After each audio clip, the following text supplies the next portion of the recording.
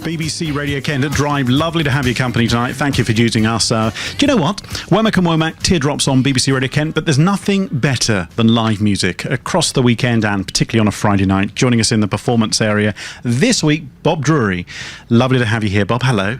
Hello, how are you? I'm really well and lovely to see you. For you, music comes in all shapes and forms, I guess, but there is one artist that has pretty much dominated a big bit of your life. Yeah, in recent years, I started singing Neil Diamond songs about 2008. 2007, added them into my set, and it became clear that they sat on my voice very well. And That's a lovely way of putting it. Yeah, from that developed the shows, and now maybe 80-90% of my professional work is singing Neil Diamond songs around the UK and elsewhere. Had you always liked Neil Diamond's vocals and lyrics? I wasn't a massive fan, a super fan. I do know I've met some super fans in the last few years, so I can't describe myself at that time as that. But my dad was a massive fan. So, you know, we got Neil Diamond every Saturday at home. So when I started learning the songs, I found that they were sort of already in there, really. But I've become a huge fan of Neil Diamond, particularly his songwriting talent. Sometimes underestimated as well, Neil Diamond. Soundtrack of our lives, we grew up listening to those songs on the record player, but the reality is that over the years he's gone in fits and starts of popularity, but for many of us he's just always been there. If you talk legend, he's up there, isn't he? I would say so, yeah. I think he's sold something like 130 million albums over the years. He tours every couple of years. He doesn't really release a lot of singles, hasn't done that, for me, or there have been a couple over the last few years. Do you think that might be, in some respect, the reason why he's sort of gone in and out of popularity? I think so, but his core fan base is huge and is always there, and turn out to see him. We saw him at the O2 in July.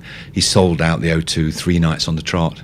And then went off to do other sellout gigs around the UK. It was incredible. What's that like for you, sitting in an audience, hearing Neil Diamond?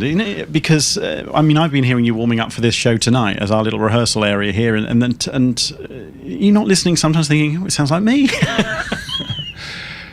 might not be presumptuous to say that, but I certainly know the songs, or most of them. I'm listening to when I see him live, I'm listening to see what he does live with the songs. Right. And the quality of his voice now is fantastic. It's I wouldn't say it's as good as it was when he was 25, but he's 75 in January. So have you got is your ear listening out for any subtle changes that you might then adopt within your own act? Yes, I would say so. I to put it into context, before about 2005, I never sang. I was always the guitar player. So I started to sing by necessity, really, in about 2005.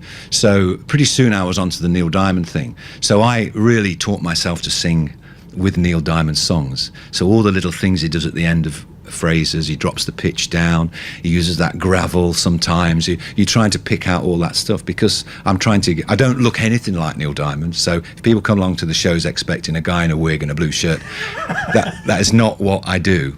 And but in a way that's kind of special, because you're loving the music, you're performing it in that way, but no disrespect to people who do dress up like the artist, but equally there's sometimes nice about just letting the music speak for itself. I think to do that type of tribute act you need to be an actor, and I'm not. You performed in Nashville back in January for the US Neil Diamond fan club. That must have been quite a special thing. It was phenomenal. I thought I was going over there as part of the event as a visitor, and then it came out that I was going to be doing a little lunchtime show, acoustic. When I got there, they said, "Well, Bob, we want you to open the show tonight." So I did a 40-minute set.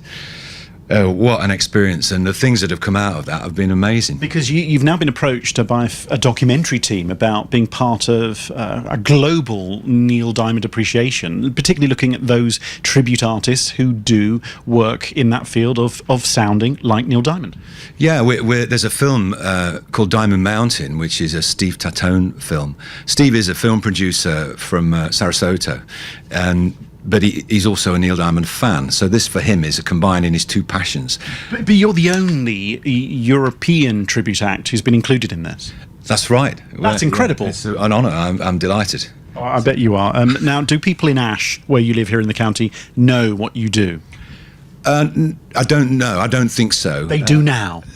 Okay. There's going to be some knocks on the door, it's like, would you just mind coming to our events that we've got coming up? I mean, have you ever been asked by the village community to open up an event or anything? I haven't, but one of the things I did, the 20, I talked about 80% Neil Diamond. The other thing is a classical guitar. I'm giving a recital in the local church in November. So, that I do get involved. Speaking of November, 7th of November, Horsebridge Arts Centre in Whitstable, 13th of November, Astor Theatre in Deal, bobdrury.co.uk for more details about Bob's act, his music and his performance. And tonight, I Am, I Said. I Am, I Said. Lovely to see you. Thank you.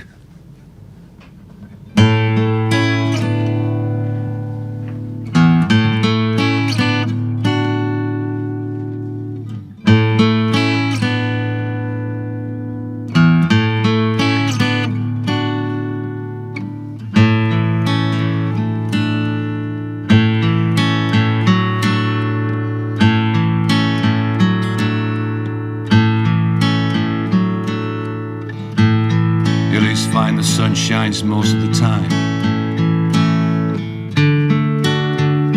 and the feeling is laid back.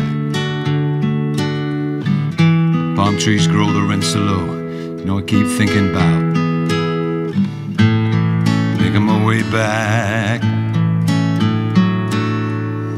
I'm New York City born and raised, but nowadays I'm lost between two shores. Philly's fine, but it ain't home.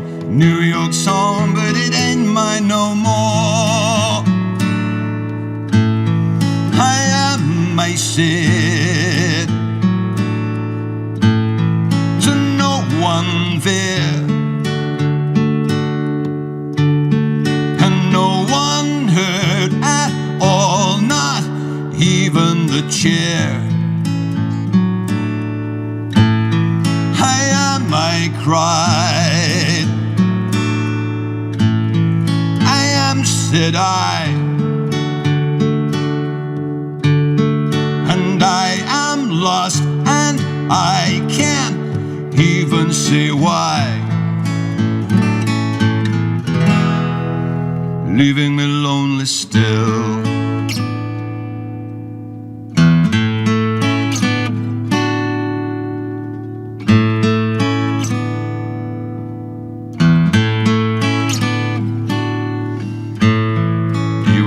About a frog who dreamed of being a king and then became one.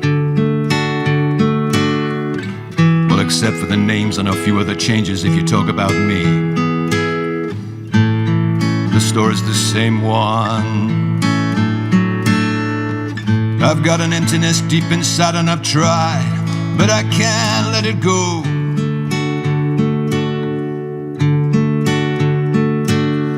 I'm not a man who likes to swear.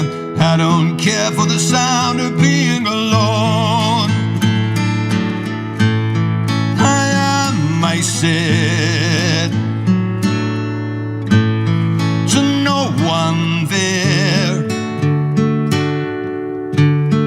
and no one heard at all, not even the chair. I cried, I am, said I,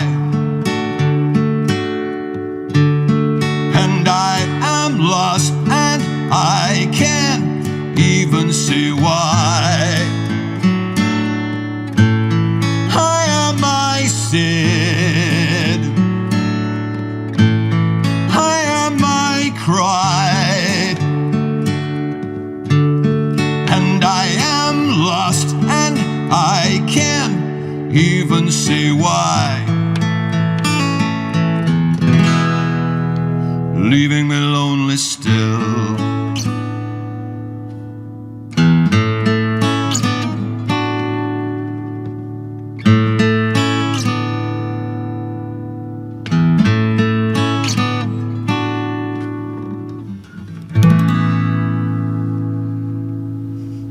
Bob, that was just awesome. Thank you so much. What a pleasure to hear that tonight. Thank you. Thank you very much.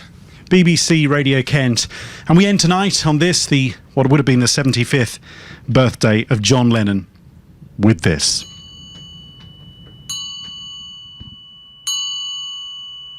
Our life together is so precious.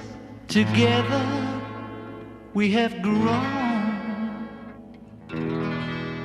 We have grown.